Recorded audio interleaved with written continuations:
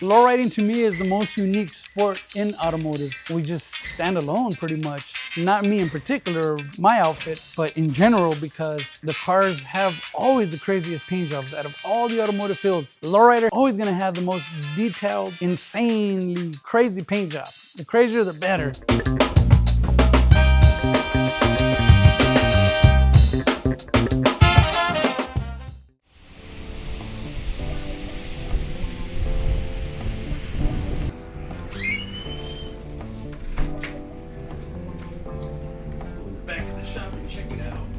Right now we're presently at the Albas Auto Works, which is one of our shops, part of Albas also, which is our soda blasting shop. So we do pretty much everything here. We strip the paint at Albas, and then here we make them pretty again, you know, do all the custom work and whatever the customers want. Shop life is it's hard work, you know. We're here at the shop way more than we are at home, you know. We pretty much work 12 hours a day. We come in on Saturdays to work on our own projects, of course, because, you know, that's what we always tell everybody. They ask us, like, well, how do you do it? How do you work on customers' cars and still want to work on yours? And it's like, well, because we like it. It's a blessing to be with my dad every day, you know. I mean, even though sometimes we get those little father and son moments or we butt heads because unfortunately we're just too alike, you know. He pretty much made his clone with me, and now he says his clone needs a clone because, you know, we're busy.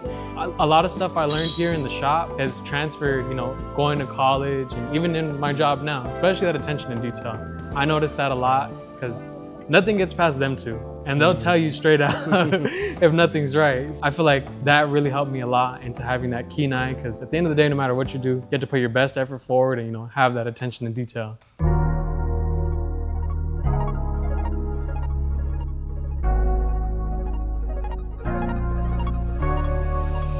My most oldest memories of lowriding, because I was born into this, let's keep that into play. I remember being a kid and building models with my older brother Mario Jr. And Mario was, or is, 3 years older than me, so he already had developed skills as a young kid of how to paint with spray cans, and, you know, he was very intelligent at what we do. Our family is, at this point now, with my son, 4 generations of lowriders and builders. Even though my son hasn't built anything, but he has a stroller, at least it's a lowrider. And it all started with my grandpa Mario and his shop, Mario's Auto Works. My dad's story is pretty unique in my opinion. My dad migrated here from Tijuana, Mexico at the age of about 19, and they ended up in East LA. And my dad already came from owning a car over there and had a lot of stories to tell, you know. And one of his really good friends' brother was in the auto body industry. They gave him a job and he learned so much from that family. And in '86, him and my brother Mario Jr. opened up their very first shop, Mario's Auto Works, here in Upland. It was a short-lived place because he was sharing it with somebody. He relocated it to Ontario, and in about '88, I ended up joining the team.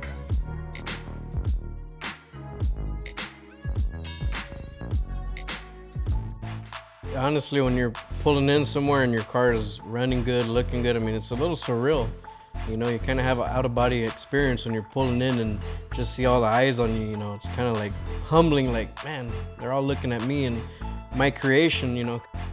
So I would say what goes into getting a car ready, you got to start with the maintenance. So making sure your motor's running right, hydraulics is running right. And for me, because I'm a little bit special, I got to make sure my sound system is right. I can't drive my car, pull into anywhere without making sure my sounds are right.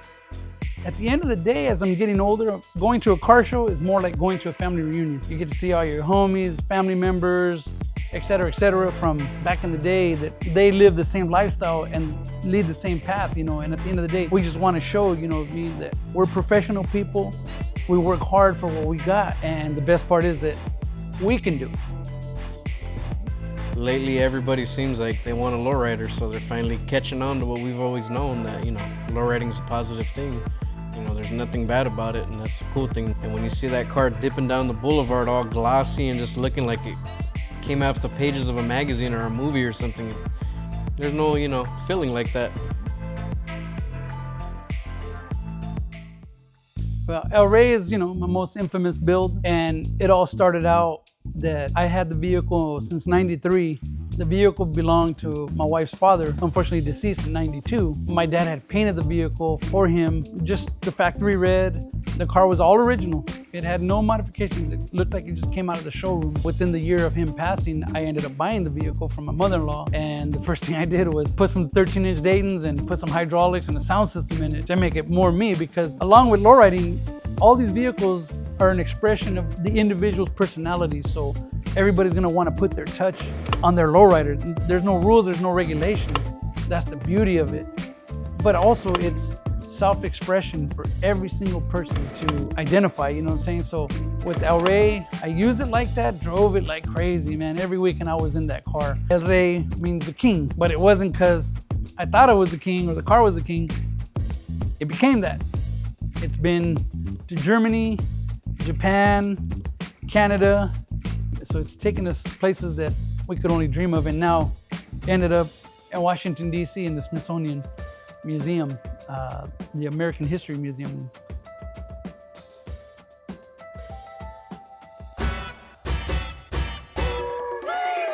Car care goes hand in hand with any type of car or boat or off-road use vehicle, anything and everything. Car care is 100% important. Our usual method is, gotta hit it with the detailer first, get it that nice slick finish.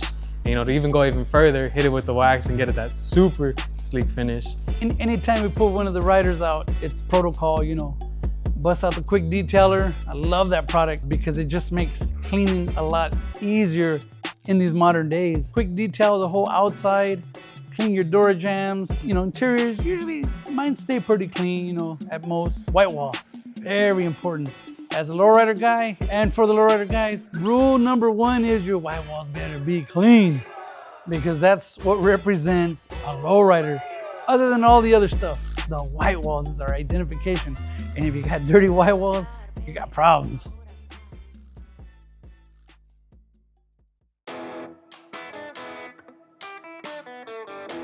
I think for the Albas, we're gonna continue my grandpa's legacy, because unfortunately we lost him this year.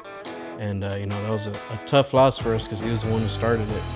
But the best way to honor him is to keep going with what he loved, and he loved lowriding. I would say, just for right now, help my brother and my dad build their cars, build my next car hopefully. One day, eventually, help my nephew build his car, and if I ever end up having kids one day, helping them build their cars. Gotta get the next generation of the Albas ready to go. Lowriding has given me an awesome career. The opportunity to have my own business with my son, or my sons I should say. The opportunity to show them what I was taught. It's leaving a legacy for the Albas, that's already 3 generations solid, and here comes number 4. Who knows what the future will hold for my grandson. Maybe by the time he gets to the age of driving, we'll be flying in lowriders, but he'll be flying real low.